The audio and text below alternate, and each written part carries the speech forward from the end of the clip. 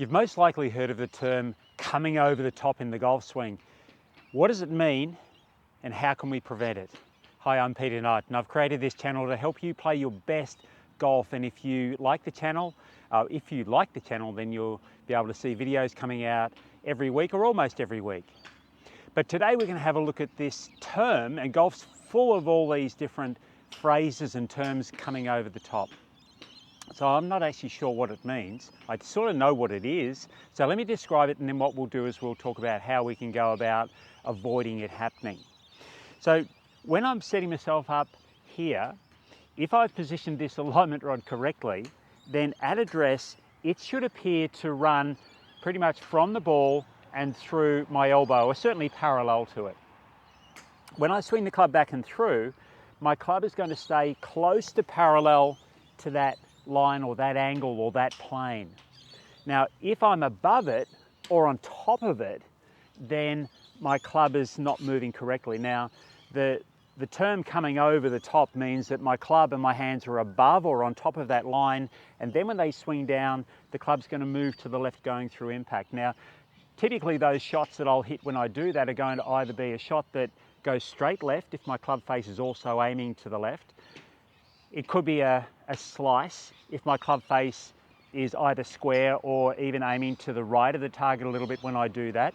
Now, when I'm doing that with a driver, all this is magnified. So the shots that I hit that might go relatively straight with an iron shot, when I do hit a driver and my path is just a little bit to the left, it will definitely slice. So let's have a look at what we can do to avoid that happening in the first place. As the club swings back and through, my body's going to rotate and my arms are going to lift a little bit. Now, the key thing here is the order of movement. If I lift my arms in the backswing, obviously the club goes directly toward the camera. Now, my arms will lift about this amount when I swing the club back, and that's going to be with all shots. When I add the body rotation to that, the arms lifting and the body rotating, it will actually have my arms move to the correct position at the end of the backswing. Now, that's all fine, but that's got nothing to do with the downswing part, which is the bit that causes the over-the-top action. When I swing the club down, I need my arms to feel like they're starting to come back down again. So if my arms lift a little in the backswing, they've got to come back down in the downswing. I need to have that feeling that they're coming down before my body starts turning. Now, we're talking from the top of the backswing to impact taking somewhere between about, say, 0.25 and 0.33 of a second, so between a quarter and a third of a second. So it's happening very, very quickly.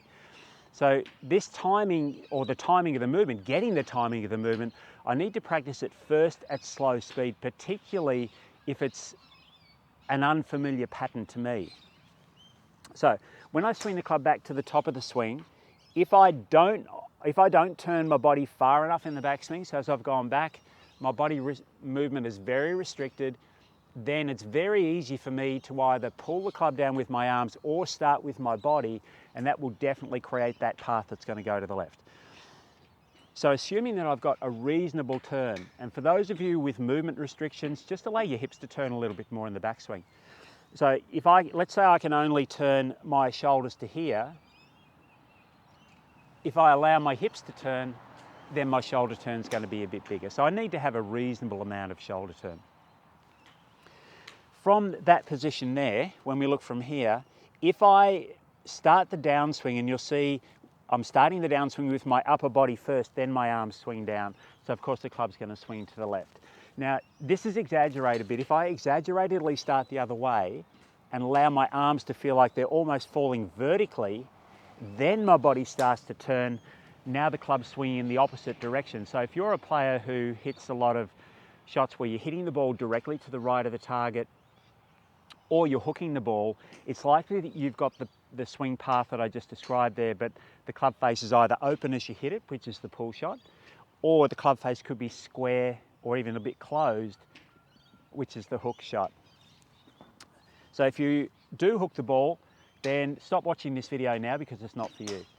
So from the top of the swing, my start feel is I'm going to completely disengage through my shoulders, which I should be anyway, and then I can almost feel like my arms are falling. So Even though my arms are moving vertically, it's not a pulling action. I'm allowing my arms to fall.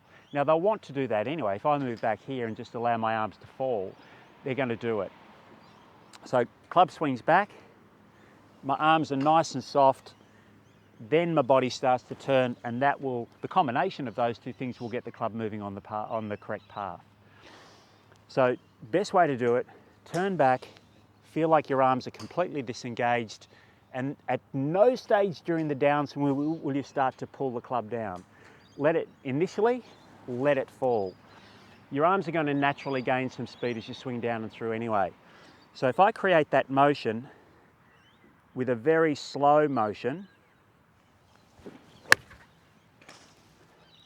you can see by that thin shot it's not that easy to do at half pace. But I start to get the feel of the motion. So once I get it up to a little bit more speed, so again, not quite full. So I'm able to hit the ball a bit better and still keep the club on that same path.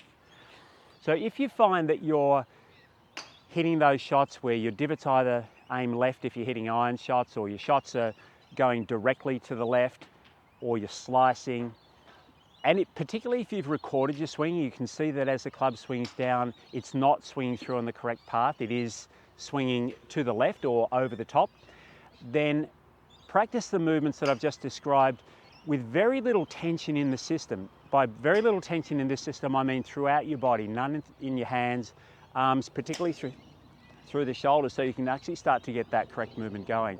When you do, you'll find that you'll start to be able to control the swing path much, much better.